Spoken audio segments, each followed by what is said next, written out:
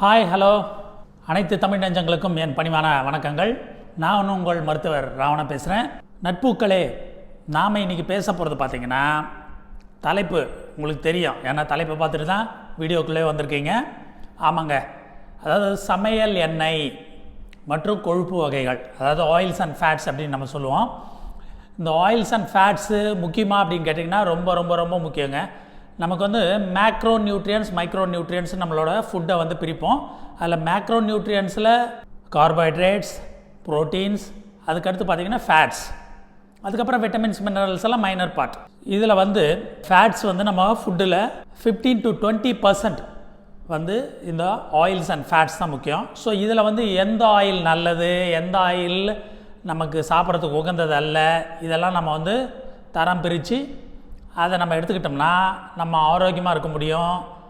நிறைய heart problems, பிரெயினில் வர ஸ்ட்ரோக்கு, இந்த மாதிரி பிரச்சனைகள்லாம் நம்ம அவாய்ட் பண்ண முடியும். முதல்ல வந்து இந்த ஆயில்ஸை எப்படியெல்லாம் பிரிக்கலாம் அப்படிங்கிறத பார்க்கலாம்.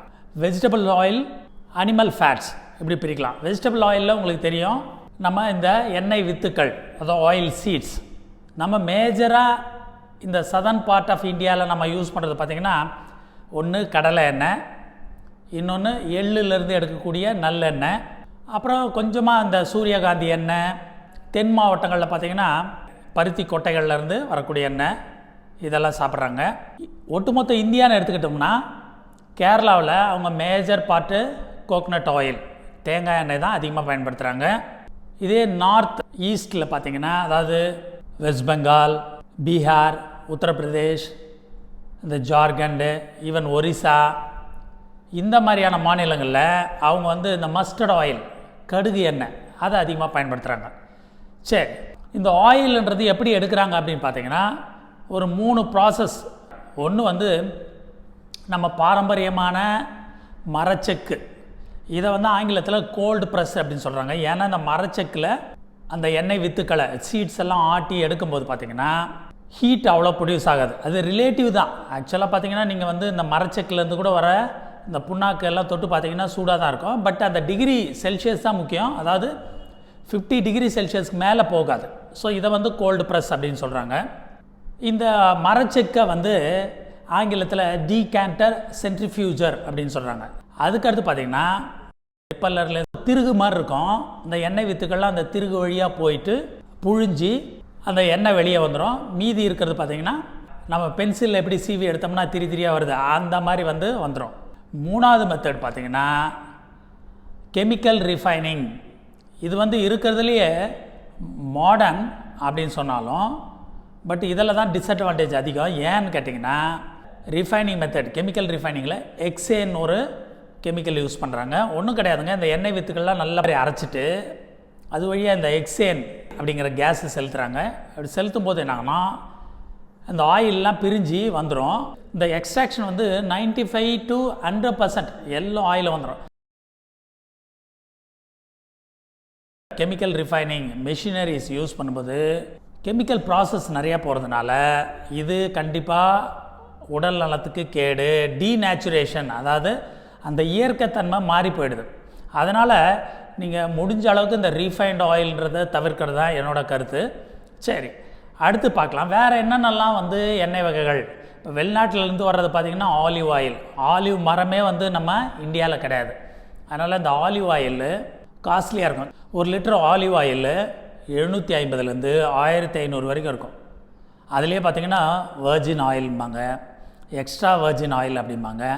அது நத்திங் பட் இந்த வெர்ஜின், எக்ஸ்ட்ரா வெர்ஜின் ஆயிலெலாம் கெமிக்கல்ஸ் ஆட் பண்ணாமல் வர்றதுக்கு பேர் தான் எக்ஸ்ட்ரா வெர்ஜின் ஆயில் அப்படின்னு சொல்கிறாங்க. அதனால் அது விலை கூடுதல். 1 லிட்டரு 1500 விலை இருக்கும். ஸோ இப்படி பார்க்கும்போது இந்த olive oil not cost effective. அது இன்னொரு முக்கியமான டிஸ்அட்வான்டேஜ் என்ன தெரியுமா, ஆலிவ் ஆயிலை நீங்கள் பாயில் பண்ண முடியாது, டீப் ஃப்ரைக்கு யூஸ் பண்ண முடியாது. இந்த சாலட்ஸ் அந்த மாதிரி நீங்கள் பச்சையாகவே சாப்பிடக்கூடிய நம்ம ஸ்ப்ரவுட் சாலடு, வெஜிடபிள் சாலடு, இதில் வந்து மேலே அப்படியே ஊற்றி இதை வந்து ஆயில் ட்ரெஸ்ஸிங் அப்படின்னு சொல்லுவாங்க.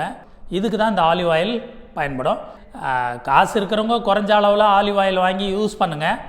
மற்றபடி பெருவாரியான மக்களோட நம்ம வழக்கமான பயன்பாட்டுக்கு இந்த ஆலிவ் ஆயில் உகந்தது அல்ல. அதனால் ஆலிவ் ஆயில்ன்றது ஒரு முக்கியமான உணவுப் பொருளாக நம்ம சேர்த்துக்க முடியாது.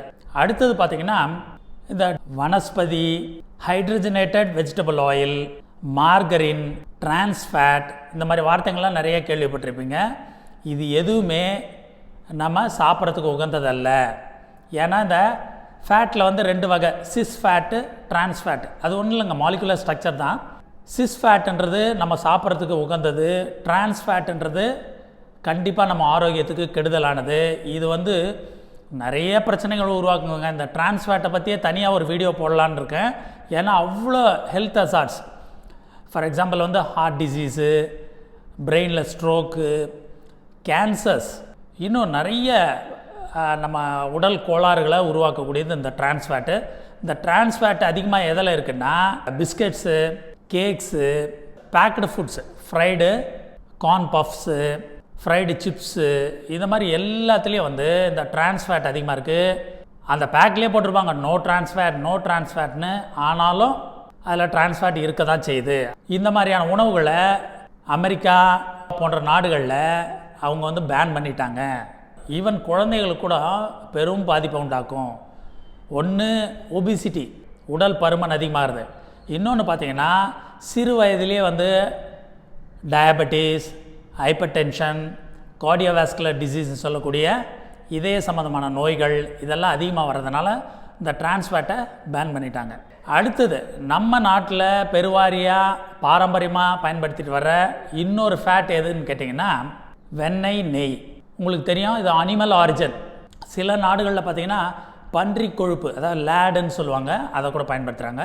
சரி, நம்ம நாட்டில் பயன்படுத்துகிற பசு நெய் இல்லை எருமையிலேருந்து கிடைக்கக்கூடிய நெய், இதை நம்ம பார்ப்போம். இதில் வந்து சேச்சுரேட்டட் ஃபேட், ஃபேட்டை நம்ம வந்து 3 வகையாக பிரிப்பாங்க. சேச்சுரேட்டட் ஃபேட் சொல்லுவாங்க, மோனோ அன்சேச்சுரேட்டட் ஃபேட்னு சொல்லுவாங்க, பாலி அன்சேச்சுரேட்டட் ஃபேட்னு சொல்லுவாங்க. இந்த பாலி அன்சேச்சுரேட்டட் ஃபேட்டி ஆசிட் தான் வந்து பூஃபா அப்படின்னு போட்டிருப்பான். பட் இந்த mono unsaturated fat, poly unsaturated fat ரெண்டுமே வந்து வெஜிடபிள் ஆயில்ஸில் அதிகமாக இருக்குது. இது வந்து ரொம்ப நல்லது. சேச்சுரேட்டட் ஃபேட்டு பார்த்திங்கன்னா butter, ghee, coconut oil, palm oil இதில் வந்து அதிகமாக இருக்குது. நம்ம கிரவுண்ட்நட் ஆயில் இல்லைனா வந்து பீனட் ஆயில் அப்படின்னு சொல்லுவாங்க, நம்ம கடலை எண்ணெய்ங்க. அடுத்தது வந்து செசேம் ஆயில் இல்லைனா ஜிஞ்சிலி ஆயில்னு சொல்லுவாங்க, அதாவது எள்ளெண்ணெய் இல்லைன்னா நல்ல எண்ணெய். இதெல்லாம் வந்து ரொம்ப நல்லதுங்க. ஆஃப் லேட் பார்த்திங்கன்னா இந்த ரைஸ் பிரான் ஆயில், சன்ஃப்ளவர் ஆயில், அதுக்கப்புறம் பாம் ஆயில். பாம் ஆயில் வந்து இந்த மலேசியா அது மாதிரி நாடுகள்லேருந்து தான் இறக்குமதி ஆகுது. இந்த பாம் ஆயில் வந்து அகெயின் சேச்சுரேட்டட் ஃபேட் அதிகம்.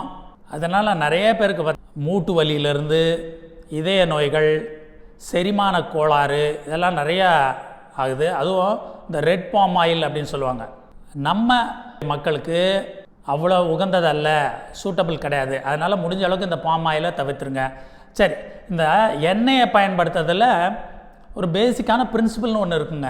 என்னன்னு கேட்டிங்கன்னா, இந்த நிலப்பகுதியில் வாழக்கூடிய மக்களுக்கு, அதாவது நம்ம தென்னிந்தியாவில் வாழக்கூடிய மக்களுக்கு இந்த நிலப்பகுதியிலேயே விளையக்கூடிய எண்ணெய் வித்துக்கள்லேருந்து கிடைக்கக்கூடிய எண்ணெய் தான் ரொம்ப முக்கியம். அதுதான் ரொம்ப நல்லது கூட. உதாரணமாக நம்ம கடலை எண்ணெய் தான் வந்து ரொம்ப நல்லது. அதே போல் எள்ளு இங்கே நம்ம நிலப்பகுதியில் விளையக்கூடியது, அதனால் நல்லெண்ணெய் இது வந்து நமக்கு நல்லது. சில பகுதிகளில் மட்டும் இந்த பருத்தி விதைகள்லேருந்து எடுக்கக்கூடிய பருத்தி எண்ணெய் பயன்படுத்துகிறாங்க, அதுவும் உகந்தது தான்.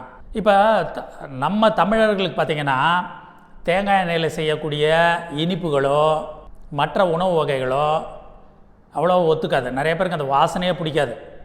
ஆனால் நாம் பாரம்பரியமாக என்ன பண்ணுறோம், தலைக்கு தேங்காய் எண்ணெயை பயன்படுத்திட்டு வரோம். ஸோ அதே போல் நம்ம தொடரலாம். அதே போல் வட இந்தியாவில் பயன்படுத்தக்கூடிய அந்த கடுகு எண்ணெய், ஒரு நாள் 2 நாள் நல்லா இருக்குது டேஸ்ட் அப்படின்னு சொல்லிட்டு கடுகு எண்ணெயில் செஞ்ச உணவுப் பொருட்களை சாப்பிடுவாங்க. 3ஆவது நாள் பார்த்திங்கன்னா நிறைய பேருக்கு அது ஒவ்வாமை ஏற்படுத்தும். ஃபுட் அலர்ஜின்னு சொல்லுவாங்க, ஃபுட் இன்டியூஸ்ட் கேஸ்ட்ரோஎன்டரைட்டிஸ் சொல்லுவாங்க. நிறைய பேருக்கு வாந்தி இருக்கும், கொமட்டல் இருக்கும். அதனால் நமக்கு வந்து இந்த மஸ்டர்ட் ஆயில், கடுகு எண்ணெய் உகந்ததல்ல. என்னோடய ரெக்கமெண்டேஷன் என்ன, கடலை எண்ணெய், நல்லெண்ணெய், அஃப்கோர்ஸ் வெண்ணெய், நெய் நம்ம பயன்படுத்தலாம். ஆனால் ஒன்று வந்து அது காஸ்ட்லி, இன்னொன்று அதிகமான அந்த சேச்சுரேட்டட் ஃபேட் இருக்கிறதுனால குறைஞ்ச அளவு பயன்படுத்தலாம். நம்ம ஊரில் ஒரு பழமொழியே உண்டு, நெய் இல்லா உண்டி பாழ் அப்படின்னு சொல்லுவாங்க. என்ன பண்ணுவாங்கன்னா பருப்பு சாதத்துக்கு ஒரு அரை ஸ்பூன் இல்லைன்னா ஒரு ஸ்பூன் வந்து நெய் ஊற்றி சாப்பிடுவாங்க. கீரை வகைகளோ இல்லைன்னா காரக்குழம்போ சாப்பிடும்போது அந்த காரத்தை குறைக்கிறதுக்காக ஒரு அரை டீஸ்பூன் இல்லைன்னா ஒரு டீஸ்பூன் அளவுக்கு நெய் பயன்படுத்தி சாப்பிடுவாங்க. அதே போல் நெய்யில் சுட்ட பலகாரங்கள் நிறைய பேர் வந்து விருப்பமாக சாப்பிடுவாங்க. உங்களுக்கு தெரியும் அதனோட பிரத்யேக மனம். நெய்யில் எங்கேயாவது தூரத்தில் யாராவது சமையல் செஞ்சாங்கன்னா கூட ஏதாவது பலகாரங்கள் சுட்டாங்கன்னா கூட வந்து அந்த வாசனை ரொம்ப பிரமாதமாக இருக்கும். ஆனால் நல்லா இருக்கே அப்படின்னு சொல்லிட்டு அதிக அளவில் சாப்பிடும்போது பார்த்திங்கன்னா அது நிறைய பேருக்கு ஜீரணமே ஆகாது.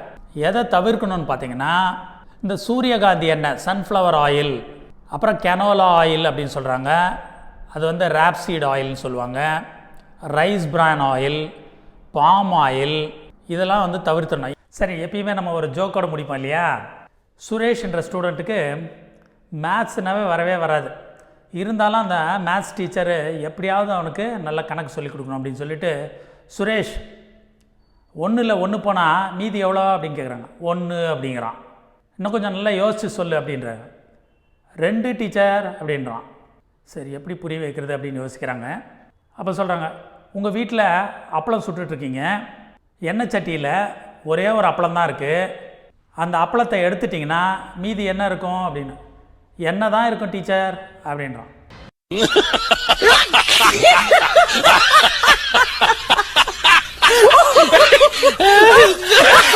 என்ன நேயர்களே, சமையல் எண்ணெய் கொழுப்பு வகைகளை பற்றி ஓரளவுக்கு ஐடியா தெரிஞ்சுக்கிட்டீங்களா? ஆரோக்கியமாக இருங்க. நன்றி, வணக்கம்.